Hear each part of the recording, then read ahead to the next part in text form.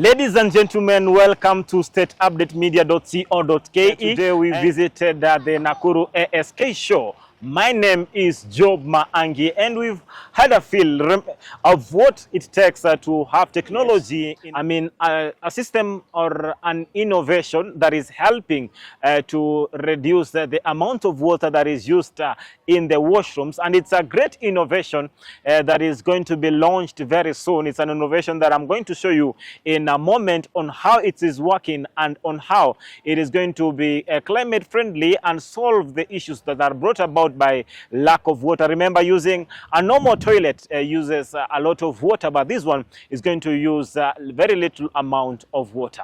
Climate smart development extends beyond farming to sustainable sanitation. Engineer Dr. Nancy Matheri, a lecturer in water and environmental engineering at Egerton University, introduced the Egerloo Waterless system. The innovation conserves water, improves sanitation, and contributes to environmental protection while supporting the circular economy. My name is Nancy Matheri, as you can see. I'm a lecturer at Egerton University. I am an engineer by training, and my area of specialization is water and environmental engineering. The reason why we are here is because of this innovation that we have named Egerloo. And the reason why we started this project is because of the dual problem that we have, especially in Nakuru, of water scarcity and management of sanitation.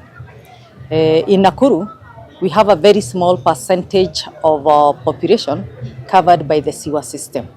And therefore, most of us, me included, have to use either a septic tank or a pit latrine. Now, what happens to the waste that we put in the pit latrine or septic tank? It goes into the soil. In Nakuru, we have two rainy seasons. In the first rain season, we receive a lot of rainfall, and basically it means that the pit latrines get full of water during the rain season. So what happens when water fills the pit latrines?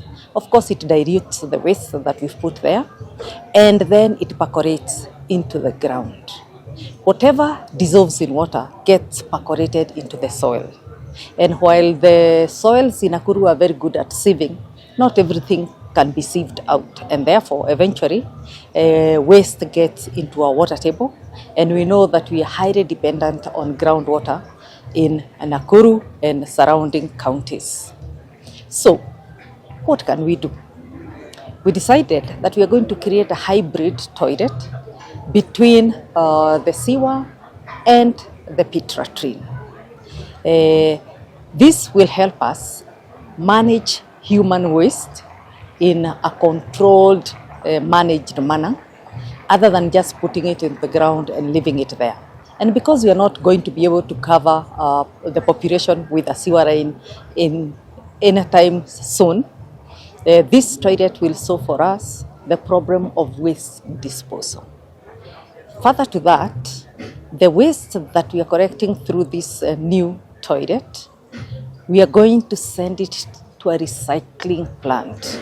And how can we recycle it? This toilet separates the urine from the fecal matter.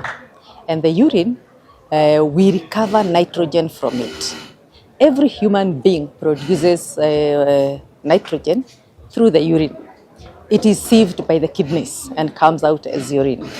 Instead of wasting that nitrogen, we can recover it through various methods and use it as fertilizer. We know that urine does not contain harmful bacteria, and therefore it is very easy to convert the urine into nitrogen fertilizer, either be it liquid or solid. For the fecal matter, that is where pathogenic bacteria lives. And what can we do with the fecal matter?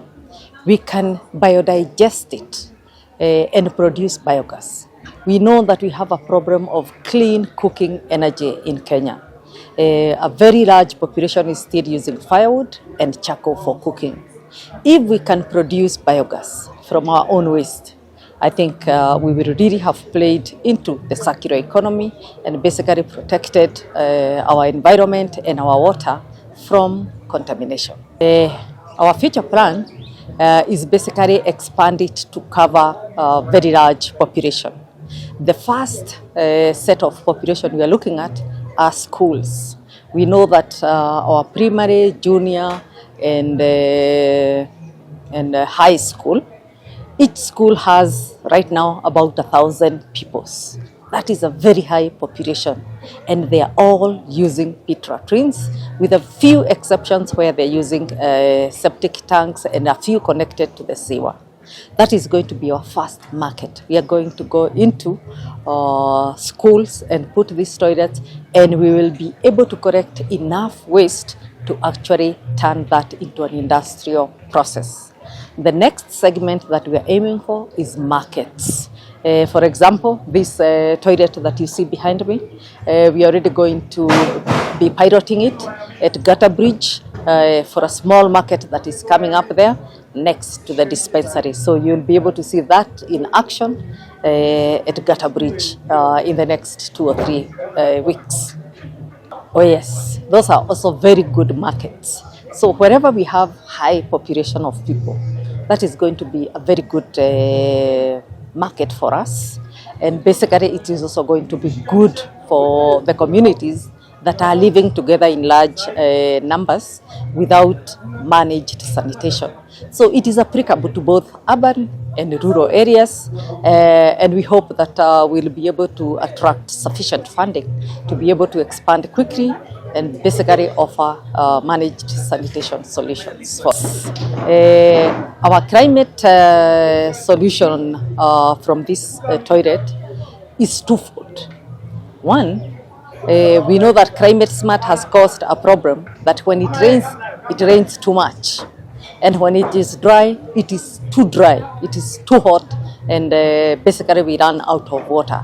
So what is it that we are doing that is climate smart about this toilet? One, this toilet communicates with us online. So it tells us the rate at which it is filling. So if it rains and water starts getting into the toilet, it will send us signals. It sends emails to the user, to us as the controlling company when it hits 80% full. And because we can see it in real time as it fills, we can be able to see that there is a problem. And what can we do when we see that there is a problem? The first thing we do is communicate with the person on site, and they will tell us exactly what is happening. Maybe they just have too many guests, or maybe it has rained to the extent that water is getting in. And what can we do after that? We can send a crew to go and empty what is already in there and put fresh containers that will not overflow if there is water seepage into the system. Two, the fact that we are producing energy, that we are producing fertilizer, is in itself feeding into the smart climate, because we want to use what we have, recycle it, put it into the circular economy. Otherwise, we are not going to survive climate change. So what happens in this toilet is that we have a separation of matter, the fecal matter and the urine in the front. And this toilet, as we've said, is intelligent. You can see the control board is there. It is power solar. That is why we have a battery. And basically, once you come in and shut the door, it opens the chute for the fecal matter, and immediately you leave and close, because there is a button here. There is a sensor here. That is when it flushes for you. How much water does it use? It flushes with exactly 100 ml. The normal toilet flushes with 7 liters. So basically, we have reduced that water by about 99% to 100 millimeters. That is 1/10 of a liter.